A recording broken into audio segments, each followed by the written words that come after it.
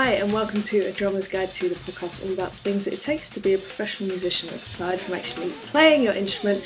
My name is Emily Dolan Davis. I am a drummer and have been since 1999, professionally since 2008 and helping others to do the same since 2018, and that's why we're here today. So I hope you're having a lovely day wherever you are, whatever you're up to. Today I wanted to talk about a very simple concept that is actually a really useful thing to do if you're looking to essentially network, specifically sort of on social media. You could do this via sort of email and stuff like that, but it's something that a lot of my students do. I sort of talk to them about it and they unanimously come back and go, this is so simple, like why, and it's so effective, why have I not been doing this? And I'm like, yeah, it's simple, but it's actually quite hard to do. And this is reaching out to people.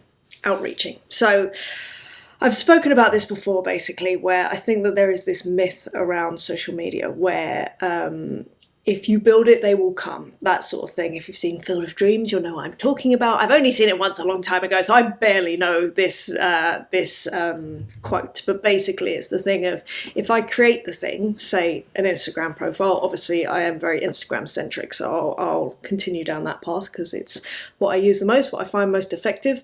So yeah, if you build this Instagram profile, you know, showcase who you are, you've got your show reel on there, you've got fantastic videos, pictures, like all sorts of stuff, like it's banging, right? And just by virtue of doing that thing, it means that people are going to find you? Nah, there's a part of that equation that is missing, and that is outreach. And another way to put that is basically getting eyeballs on your profile. Like, you are going to have to reach out to others to say, hello, I exist. So I wanted to talk about the practical side of like how to actually do that. Because I think, yeah, I feel like not a lot of people are talking about it. So anyway, what I will caveat this with saying, well, not caveat, sorry. What I will start by saying is watch my last episode, or listen to my last episode, or episode, in fact, it might be episode 199. I don't know whether this is episode 200 or 201 because I want to do a live episode for 200, but I have not even thought about getting that together, and it would need to happen within the next 7 days. So anyway, episode 199 is about a mistake that I made when it came to outreach. Essentially, I was called out, quite rightly, and yeah, so what I would say is, if you want to listen to how not to do that, one of the mistakes that I've made, then do listen to that episode, watch that episode. But anyway, let's talk about what to do. So the first thing that I think is so important before you start doing outreach, before you start, you know, embarking on this journey, is first of all to really drill down. Who are you looking to get in touch with? Who is your ideal set of eyeballs that are going to be looking at your profile or listening to your discography, like whatever it is? Because someone that is looking for, say, students, say they're a guitar teacher. Looking for guitar students is a very different demographic to someone that is looking for musical directors or other musicians that are in the session music scene, which is also very different to looking for producers that use remote recording musicians if you've got your own remote recording business. So I think it's really worth just sitting down and going, and then you've got the genres as well. Don't get me started on genres. So if you want, like, to make this the most effective, I would say it's really worth just sitting down and go, right, if I were to visualize my ideal either MD, producer, student, whatever that thing is that you're going for. And again, this is obviously way outside the scope of music. So if you're listening and you're not a musician, you're a creative or anything else, just business generally, think about who your ideal customer is, your ideal eyeballs or is. So yeah, just take a moment, like, what is their age group, what kind of scene are they in, and then off the back of that I would start thinking about, right, if they're posting content, which we hope that they are because this is quite crucial, what are the kind of hashtags that they're going to be putting on their posts to be seen? So whether that's, let's say, you're at the beginning of your remote recording business journey, right? You're still kind of feeling your way around. I've been there, absolutely. I used to search for DIY musician, and that was when I was at a stage where I was either trying to just get experience, so I was offering tracks for free, or I was asking people to pay what they could afford or what they think it was worth. So I would look up DIY musicians because I knew that they were trying to do a thing. I knew that I would get great experience because often with DIY musicians, they're going through their own struggles as well. So it made me learn how to be very adaptable depending on what kind of material that I was given. It developed my ability to communicate with artists in a way that was beneficial to me, but also still in a good way towards them, if that makes sense. Well, at least in my mind, that was my intention. I think I did a good job. I'm pretty certain. I mean, who knows? And again, same with if it's, let's say this guitar student, let's say they want to learn blues, you would look up blues guitar. If they're a producer. I will say that producer, when you look up producer with a hashtag, there's so many millions of posts. So I think getting a little bit granular with it really, really helps. So I don't know what that would be, like lo-fi producer. I don't know, that's just popped into my head. But anyway, just have a think about what that would look like. Also, it's worth looking at, say you're looking for producers. Let's say you're looking at a big producer's Instagram and you're seeing the comments that people are posting, look at their profiles. So you kind of become like a Sherlock kind of situation where you're trying to work out, right, where are my people? Like, where are they? Where are they hanging out? How can I make contact with them, essentially? Now, off the back of that, I would then say, take the time to then start. Most people would say DMing these people. I disagree, hard disagree. And the reason for that, and this is coming from my own personal experience of being on the other end of that DM, is that DMs, unless you're following that person, or there is another way that people do sometimes get into my main folder, and I'm still not quite sure what it is. But anyway, if they're not following you or you're not following each other, then their message will go into their requests folder, their other folder, and they may not even be aware of their request folder, or they may not even look at their request folder, or maybe they look at it every month or something. So I think that would minimize your chances of getting in touch and just being in their ether. It's not about necessarily as well getting a reply, it's just about being around at this early stage. So personally, I comment on their posts. This will be with a comment that is of value, as in it's not just, and again, to be fair, I still do this, so I'm no good, but it's not, to be fair, this is with people that I know. You know how some people literally just reply with emojis? Don't do that on people that you don't know, because it comes across as so disingenuous. It's just like, why are we doing this? Do you know what I mean? Like, I don't care. I'm not going to look at your profile if you're just replying with, commenting with emojis. Absolutely not. Like, there's no point. But if you put a thoughtful comment that is truly, offering a perspective, an opinion, hopefully a positive one. I would definitely go with trying to be positive about whatever it is that they're putting out or whatnot. Or maybe asking a question, something interesting, something that's going to make someone go, oh, who's this person? Who's this username? Who's this at Hey Emily Drums? Who is that? And hopefully they're going to click through to your profile. Now, ideally, it will be one comment. Realistically, it's not going to be. So this will be a continuous kind of nurturing of the relationship. Equally, aside from comments, also liking stories is a good one, because if they do look at who's liked their stories, you're going to be up the top. Again, it's just about your name being there to create enough intrigue to be like, oh, who is this? Also, replying to stories. I think that gets you more in their inbox. Again, something like thoughtful rather than just something random. I think it's really, really useful. So yeah, just starting to kind of make yourself known. Again, it's all about this, build it and they will come, but it's the opposite. So just come out, show yourself to them. I need to work out, there must be a good saying that I can find that is a much better way of saying things more eloquently. But anyway, start making yourself be known, essentially. What a lot of people ask me is, should I follow these people as well? Now that's up to you, for sure. Personally, I don't, and it's because otherwise your profile will be saturated with people that you're following, and the balance of following versus followers, although this might sound absolutely crazy, and I hate that this is a thing, but there is something about signaling to people when you have more followers than you are following.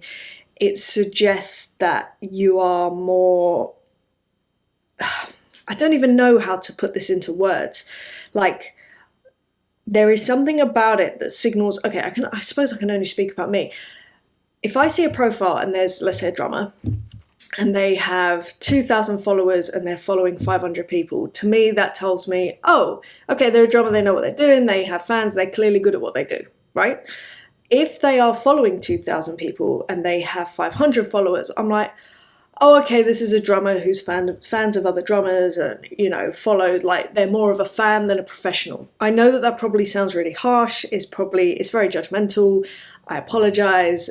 That's just how I interpret it. It's how I believe other people interpret it in their own way, but there is something about the shift of balance between followers and following and what that signals to people. It is a psychological thing. It's not like, I don't believe I'm the only one. I mean, as I always say with these things, have a think about how you feel when you come to someone's profile and the judgments that you make on someone due to what they post, what their follower situation is, like what kind of posts they're posting. Have a think, like when you just see other people's profiles, just think, what am I thinking and why do I think that? And then you can bring it to your own stuff. That's what I find is very useful. It's the same with how you consume social media and then bringing that to your own social media also, and whether that's freeing yourself up to post, because it's like recognizing that, right, when I scroll social media, it's literally, I will see a post and I go, oh, I like that, I like it, and I keep scrolling. I never think about that post ever again.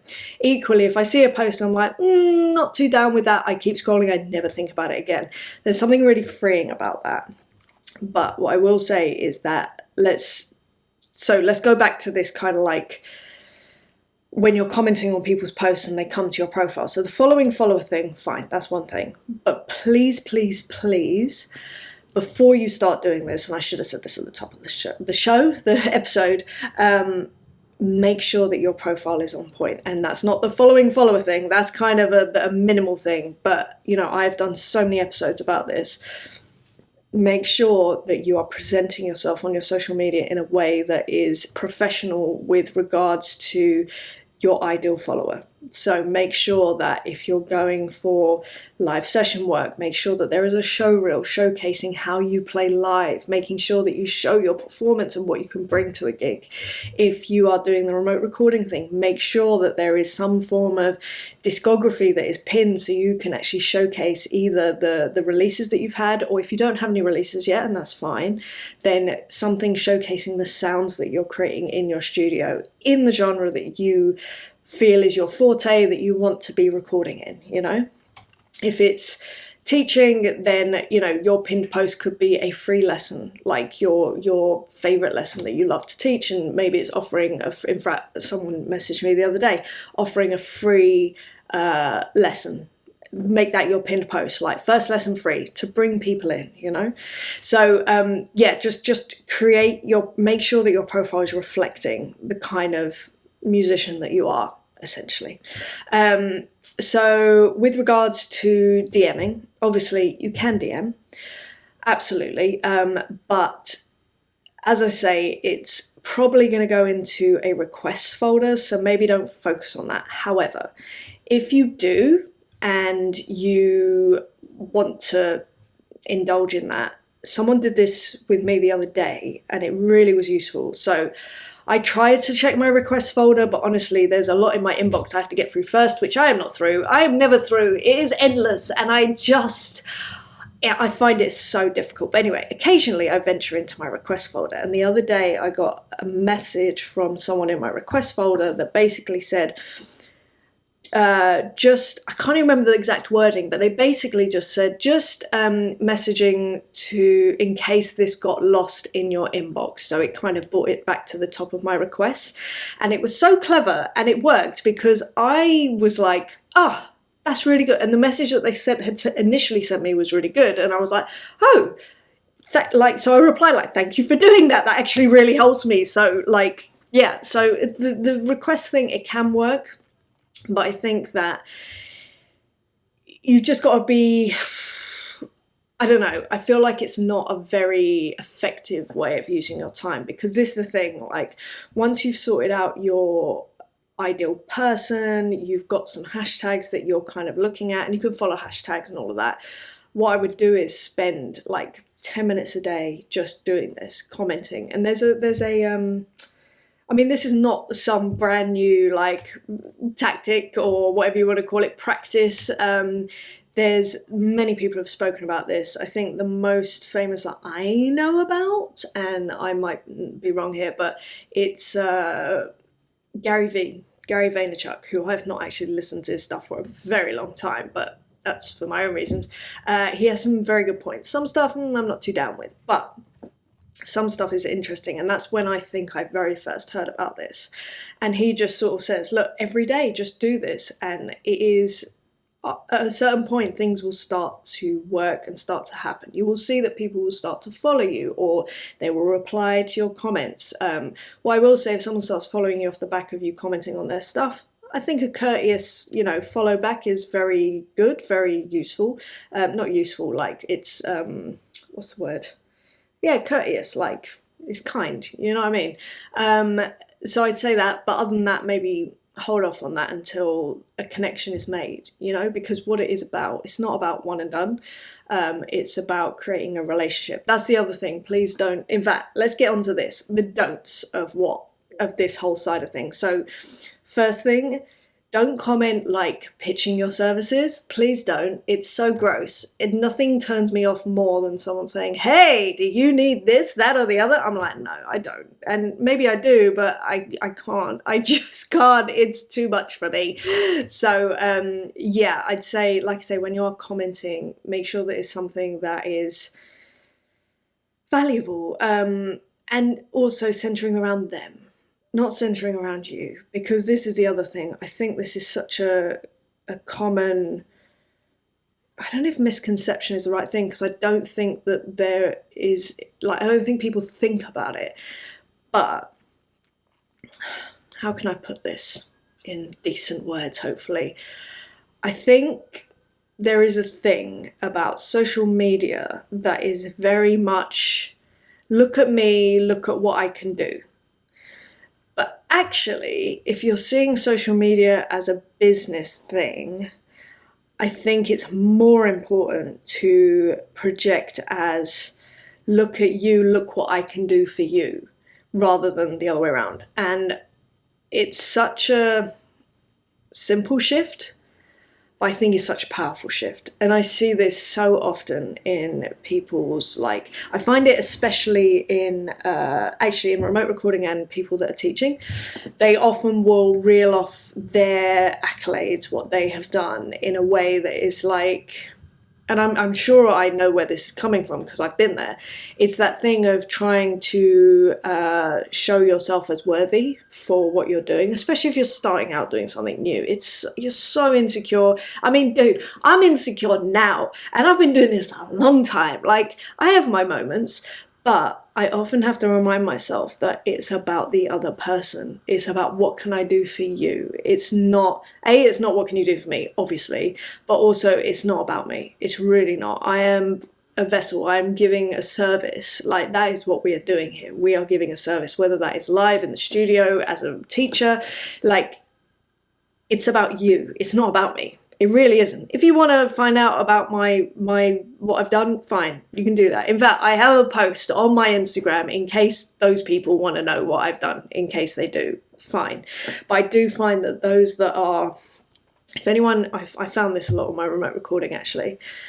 As soon as someone is like focuses on what gear do you use, that was the biggest red flag to me. I was like, no. And they inevitably, like, most of the time, not all of the time, but most of the time, were an absolute nightmare to work with. And it was because it was very much this, it wasn't, I don't even know what it was. It was just this very, who are you, like, what, but it often comes in insecurity from their side as well. So anyway, I won't go into that much more. But, right, what were we doing? Don'ts. That's right.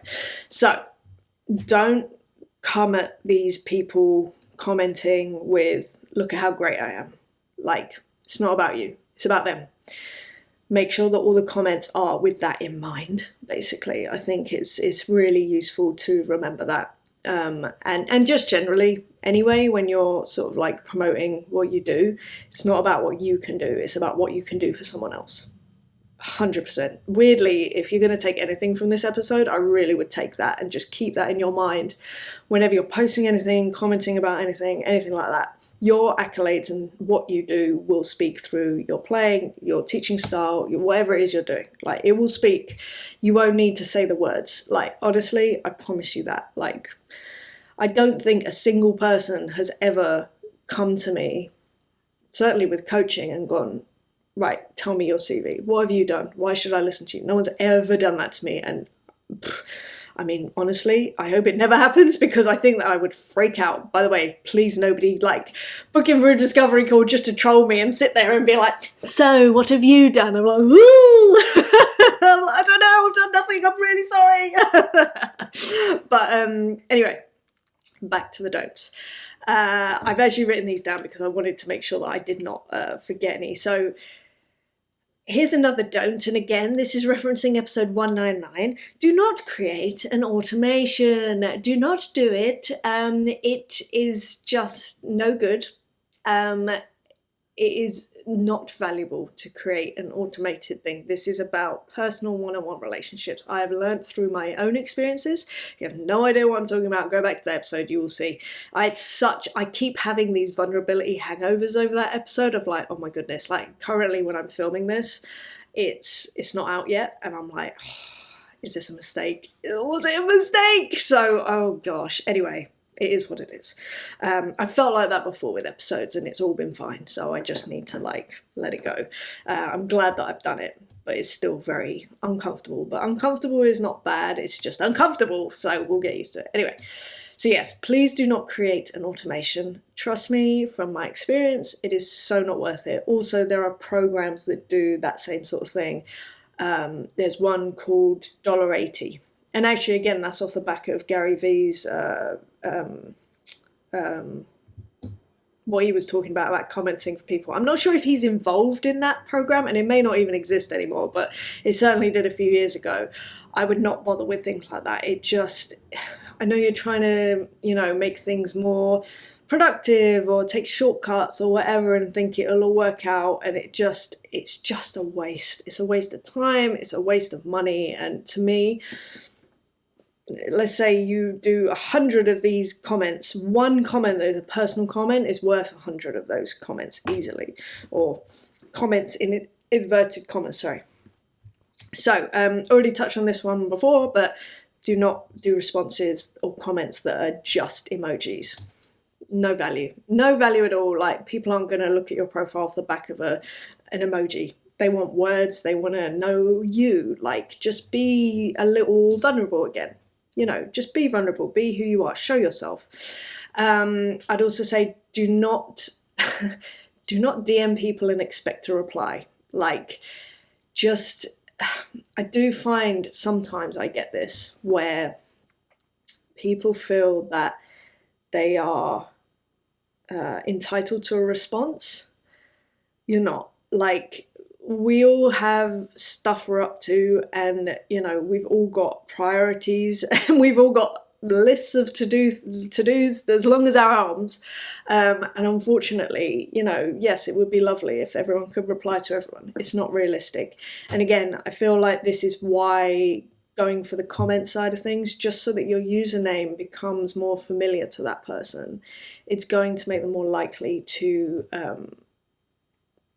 click through and just see, like, who is this person that keeps leaving really thoughtful comments about what I'm putting out there, you know, because in the same way that you feel vulnerable posting on your social media, maybe, and I'm going to say you probably do because I know I do and everyone that I know does, if someone then replies in a way that, you know, that vulnerable moment that you've posted something and it is seen and you feel seen, that's definitely going to create a little bit of like goodwill and curiosity. So if you continue to do that, it will develop. It will. There's the other thing. On the don't list, it is not one and done. So don't just do it once and then expect for all this, you know, stuff to happen. No, there needs to be a consistency with it. So I would say, like, just keep coming back to that person. Maybe you do follow them so you can keep coming back easily. That's fine. Also, this is something that people do with me all the time and it really annoys me. Don't send random videos or links unsolicited. Like, there is nothing more annoying with no explanation as well. Like, people just send me videos off their profile and I'm like, well, I'm not going to watch that. I'm not. Like, why? Why am I don't know you. And like, what is this? Why? Or like Spotify playlist links, or I guess it's their releases. I'm like, no, why am I going to, I don't have the time, and I'm not going to do that. I don't know what I'm about to click on. Why would I click on it? So yeah, please don't be sending out links like unsolicited straight away. It just makes no sense. If someone asks to hear your stuff, fine. Never anything like unsolicited. It's not going to happen. It's not going to happen. It's the same with emails. By the way, you can do this via email as well, but again, very difficult, very, very difficult. And obviously various platforms, it does work. But yeah, as I say, I'll always stick to Instagram because it's what I know the most about, for now at least. What else was I going to say? Oh yeah, so please also don't expect people to be perfect.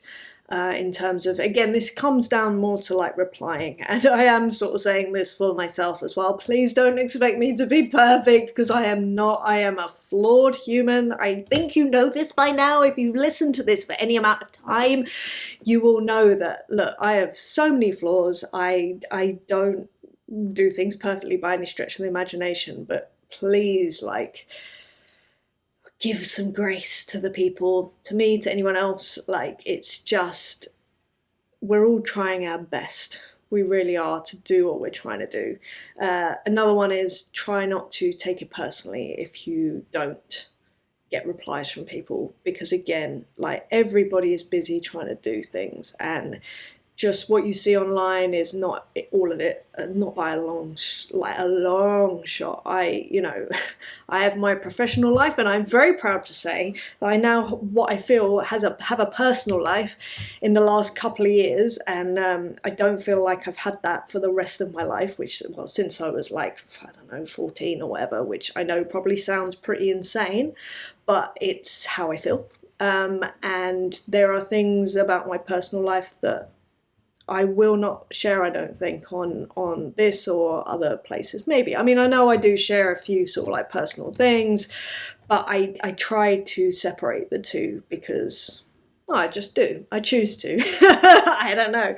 But anyway, don't take it personally if you're not getting a response, if you're not getting a response to your comments, if you're commenting and nothing's happening. The other thing is, maybe don't comment on multiple posts on one day. That can be a little intense, and that can be a bit like, ugh. Like, I often, when I see people, when they start following me, and they will literally scroll through my content and like 20 things, it doesn't make me go, oh, who's this? It makes me go, oh God, scary. Like, oh no, who is this? So yeah, like, I was gonna say drip feed it, but like, just, be a little more casual with it. It doesn't need to be that intense, for sure.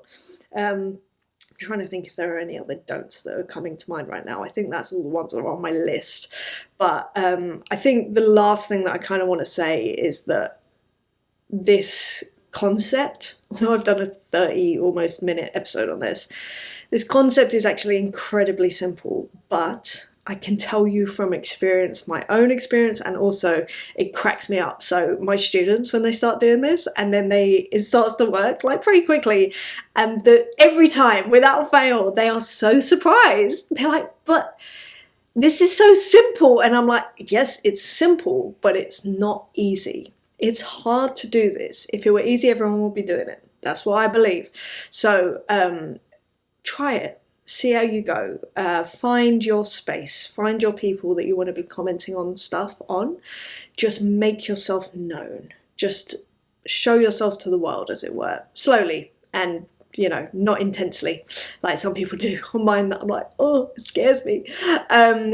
And also, like I say, I think I'd like to underline this by saying definitely make sure that your profile is sorted. Make sure that you're showing yourself in a professional way in how you want to be seen by your ideal follower, eyeballs, earballs, whatever.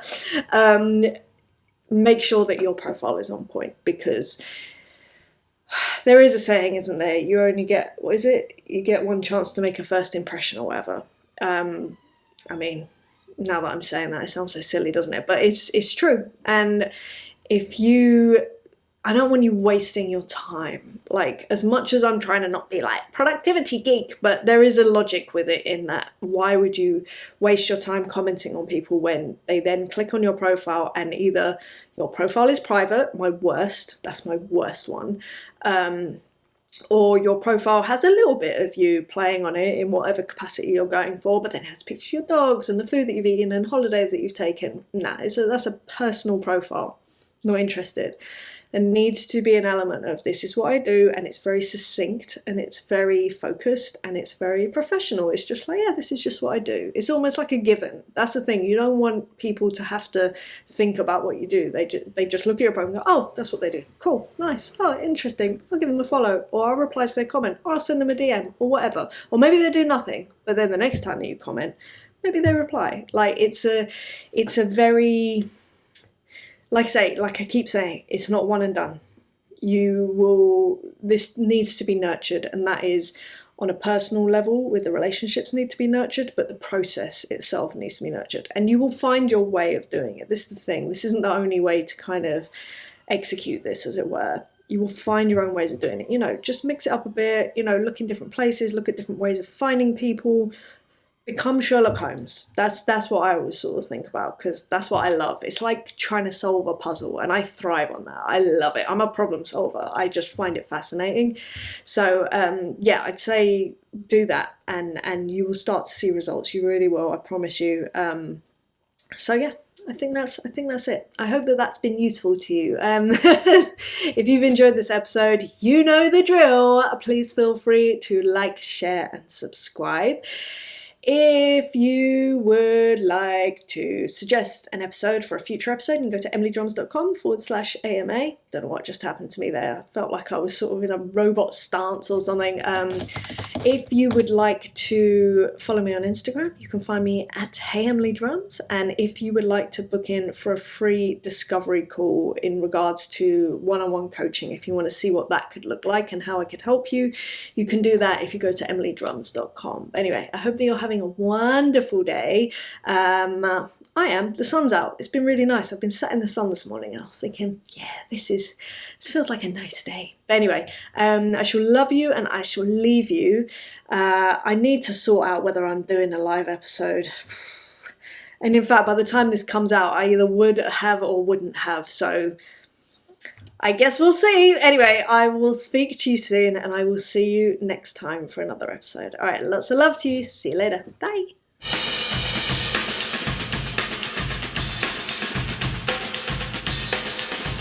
The drum is down.